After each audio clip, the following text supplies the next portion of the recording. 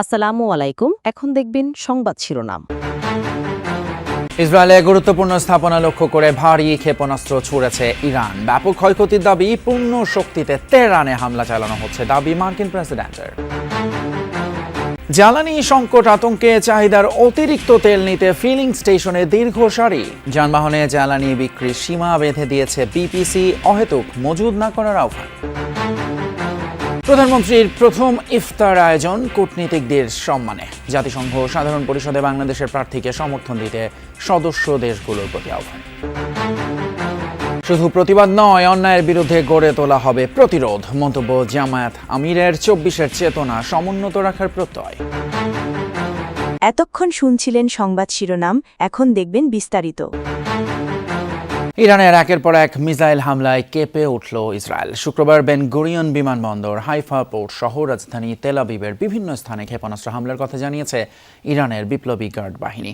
Missile ছোড়া হয় কাতার, Bahrain সহ আরব দেশগুলোর মার্কিন ঘাঁটিতে। এদিকে ইরানের পররাষ্ট্রমন্ত্রী আব্বাস আরাকচি হুঁশিয়ারি দিয়ে বলেন, কোনো ধরনের যুদ্ধবিরতির জন্য আহ্বান জানায়নি ইরান। সমঝোতা নয়, বরং শেষ পর্যন্ত লড়াই চালিয়ে যাওয়ার লক্ষ্যে ইরানিরা যুদ্ধ করছে বলেও জানান তিনি। খোররাম শহর, খাইবার আর ফাতার মতো একের পর এক মিসাইল ছুটে যাচ্ছে ইসরায়েলি ভূখণ্ড লক্ষ্য করে। শুক্রবার অভিযানের পরিধি আরও বাড়িয়েছে ইরান। তেল আবিব সহ ইসরায়েলের বিভিন্ন স্থানে সফলভাবে আঘাত হানে এসব ক্ষেপণাস্ত্র। বিশেষ করে ইসরায়েলের রাজধানীর কেন্দ্রস্থল এবং বিভিন্ন বাণিজ্যিক অবস্থানে বিস্ফোরিত হয় এসব মিসাইল। আগুন জ্বলতে দেখা যায় হাইফা বন্দর সহ বিভিন্ন স্থানে।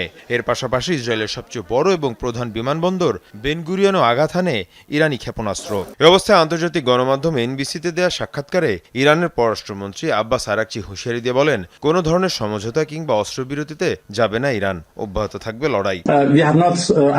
আমরা অস্ত্রবিরতির কোনো প্রস্তাব দেইনি, কারণ আমরা সমঝোতা চাই না। এই লড়াই চলবে। ইরানের ভূখণ্ডেই ইসরায়েল ও যুক্তরাষ্ট্রের পতন হবে। এদিকে অব্যাহত আছে আরব দেশগুলো অবস্থিত মার্কিন ঘাঁটিতে ইরানের ড্রোন ও ক্ষেপণাস্ত্র হামলা। রাতে কুয়েতের আল সালিম মার্কিন ঘাঁটিতে ব্যাপক হামলা চালানো হয়। এর পাশাপাশি জর্ডানের ইরবিদ শহরেও চলে আইআরজিসির অভিযান। এ অবস্থায় মুসলিম দেশগুলোর ওপর কোনো ধরনের হামলা হয়নি বলেও দাবি তেহরানের। ইরান যুদ্ধের প্রভাব পড়েছে বাংলাদেশে ও রাজধানীর পেট্রোল পাম্পগুলো এখন রীতিমতো যুদ্ধাবস্থা। প্রায় প্রতিটি পাম্পে গাড়ি আর মোটরসাইকেলের উপচে পড়া ভিড়। দীর্ঘ সময় লাইনে দাঁড়িয়ে যেটুকু তেল মিলছে তাও অপর্যাপ্ত।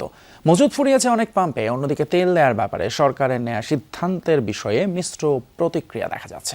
নিকুঞ্জের এই পাম্পে অনেক সময় ধরে চলে এই বাকবিতণ্ডা। পিকআপ চালকদের অভিযোগ, ডিজেল সরবরাহ বন্ধ রেখেছে পাম্প কর্তৃপক্ষ। এখানে মিলছে শুধুই অকটেন। কথা বলে জানা গেল বিকেলেই ফুরিয়ে গেছে ডিজেলের মজুদ। আমরা চাইছি 500-1000 টাকার করে তেল দেন, আমরা এখান থেকে ঢাকার বাইরে বেরি, তারপর আমরা ব্যবস্থা করতেছি। বৃহস্পতিবার সরকার সাফিসিয়েন্ট তেল দিতে পারে নাই, ডিজেল, যার কারণে এখন পাবলিকেরও সাফিসিয়েন্ট তেল দেওয়া যায় সম্ভব নয়। অকটেন যতক্ষণ পর্যন্ত সাফিসিয়েন্টভাবে সরকার নির্দেশনা, প্রথম আলোতে নির্দেশনা পত্রিকায় দিয়েছে অনুযায়ী আমরা দিতে আছি। প্রাইভেট কারে 10 লিটার আর মোটরসাইকেলে 2 লিটারের বেশি জ্বালানি নয়। সরকারের এমন সিদ্ধান্তের পর পাম্পগুলোই বেড়েছে গাড়ির সংখ্যা। কাঙ্ক্ষিত তেল পেতে পার করতে হচ্ছে দীর্ঘ সময়। কোথাও কোথাও যানজটও সৃষ্টি হয়েছে গাড়ির চাপে। 2 লিটার তো হয় না, এই বাইকে তো হয় না। এই কালকে আবার দাঁড়াইতে হবে। কালকে 250 কিলো গাড়ি রান করা লাগবে, মানে 250 কিলোর ভিতরে তো আমার 2 লিটার তেল হবে না। এখন বাসায় যাইতে হবে, সেই ফলে নিতে হবে তেল। না নিলে তো দেখা গেলো 2 দিনে যে পাবো না, পরে দেখা গেলো অল্প অল্প পাবো। 100 কিলোমিটারও চালানো যাবে না। এটা হচ্ছে যে সাধারণ জনগণ ভোগান্তির মধ্যে পড়ে গেছে। এই 1 ঘন্টা সিরিয়াল ধরে মাত্র 250 টাকার তেল নিলাম। এরই মধ্যে সরকারি নোটিশ টাঙানো হয়েছে পাম্পের মেশিনগুলোয়। চালকরা বলছেন, কম হলেও তেল পাচ্ছে সবাই, ব্যাপারটা ইতিবাচক। অনেকে তেল নিয়ে মানে ট্যাঙ্কি লোড করে বাসায় নিয়ে আবার রাইখা আবার আসে, যে কারণে ঘাটতিটা এখন দেখা দিচ্ছে। আর নাহলে তো যে তেল আসলে তো আরো 20-15-20 দিন অনায়াসে চলার কথা, ঝামেলা হতো না। একদিক থেকে ভালো, কারণ সবাই তাহলে পাবে, আদারওয়াইজ কেউ পাবে কেউ পাবে না, এরকম একটা বিষয় হয়ে যায়। আন্তর্জাতিক বাজারে যখন অস্বাভাবিক মূল্য বৃদ্ধি পেয়েছে, স্বাভাবিকভাবে এটি অর্থনীতির উপর একটি চাপ তৈরি করছে। সমন্বয়ের প্রয়োজনীয়তা দেখা দিতে পারে। আমরা চেষ্টা করব যতক্ষণ পর্যন্ত তেলের মূল্য বৃদ্ধি না করা যায়, আমরা সেটুকুই চেষ্টা করব। একান্ত যখন পারবো না, সেটি অবশ্যই জনগণের সাথে আমরা সেটা শেয়ার করব। দুশ্চিন্তাগ্রস্ত হওয়ার কোনো কারণ নেই। আমরা যদি আমাদের স্বাভাবিক চাহিদা অনুযায়ী আমরা তেল নেই পেট্রোল পাম্প থেকে, আমি মনে করি সংকট আগামীতে হবে না ইনশাআল্লাহ। জাতিসংঘ সাধারণ পরিষদের 81তম অধিবেশনের সভাপতি পদে বাংলাদেশের প্রার্থী পররাষ্ট্রমন্ত্রী ডক্টর খলিলুর রহমানের প্রতি সমর্থন দিতে ঢাকায় নিযুক্ত কূটনৈতিকদের আহ্বান জানিয়েছেন প্রধানমন্ত্রী তারেক রহমান। রাষ্ট্রীয় অতিথি ভবন যমুনায় কূটনৈতিকদের সঙ্গে ইফতারে প্রধানমন্ত্রী বলেন, বহির্বিশ্বের সঙ্গে বাংলাদেশের সম্পর্ক হবে পারস্পরিক স্বার্থ ও মর্যাদার ভিত্তিতে। প্রতি রমজানের শুরু থেকেই রাজনৈতিক দল হিসেবে বিএনপি নানা পেশাজীবী ও দলীয় অঙ্গ সংগঠনের উদ্যোগে ইফতার মাহফিলের আয়োজন করত, কিন্তু এবার ব্যতিক্রম। সরকার গঠনের পর কৃচ্ছ্রতা সাধনের অংশ হিসেবে এমন আয়োজন থেকে বিরত থাকার নির্দেশ দেন প্রধানমন্ত্রী তারেক রহমান।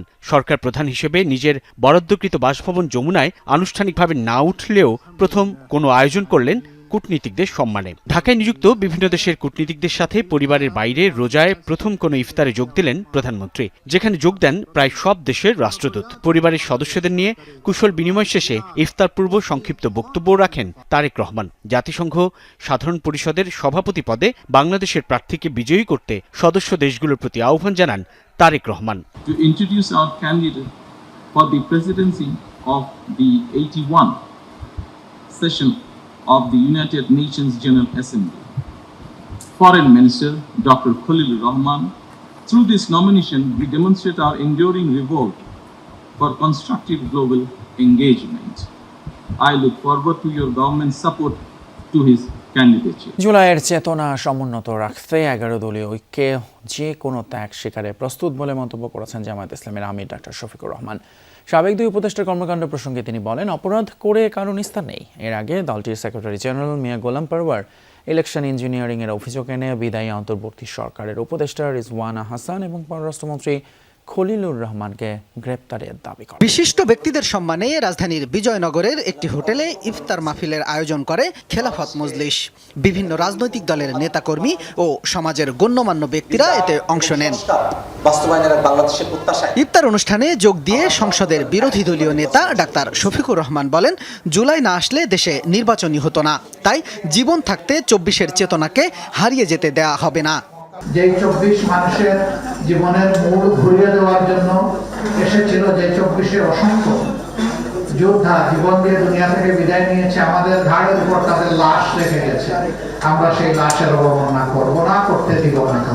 এর আগে দুপুরে বায়তুল মোকাররম উত্তর গেটে বিক্ষোভ কর্মসূচির আয়োজন করে জামাত ইসলামী। নির্বাচনে কারচুপির অভিযোগে অভিযুক্ত করা হয় বিদায়ী অন্তর্বর্তী সরকারের উপদেষ্টা রিজওয়ানা হাসান ও পররাষ্ট্রমন্ত্রী খলিলুর রহমানকে। তাদের গ্রেফতারের দাবি জানান দলের সেক্রেটারি জেনারেল অধ্যাপক মিয়া গোলাম পরওয়ার। এত বড় ইঞ্জিনিয়ারিং হলো আর আপনি বললেন যে আমরাই স্পেন স্টিম আসতে দেয়নি। আপনার কথাই তো সাক্ষী দেয় যে আপনি আমাদেরকে নির্বাচনে মেজরিটি হতে বাধা দিয়েছেন। অরিড হওয়ার কিছু নেই, নিয়মতান্ত্রিকভাবে আমরা এটার জুডিশিয়াল বিচার বিভাগীয় তদন্ত দাবি করছি। সাবেক দুই উপদেষ্টা সহ ইলেকশন ইঞ্জিনিয়ারিং এর অভিযোগের বিচার বিভাগীয় তদন্ত দাবি করেন বক্তারা। সমাবেশ শেষে বায়তুল মোকাররমের উত্তর গেট থেকে বিক্ষোভ মিছিল বের করে নেতাকর্মীরা।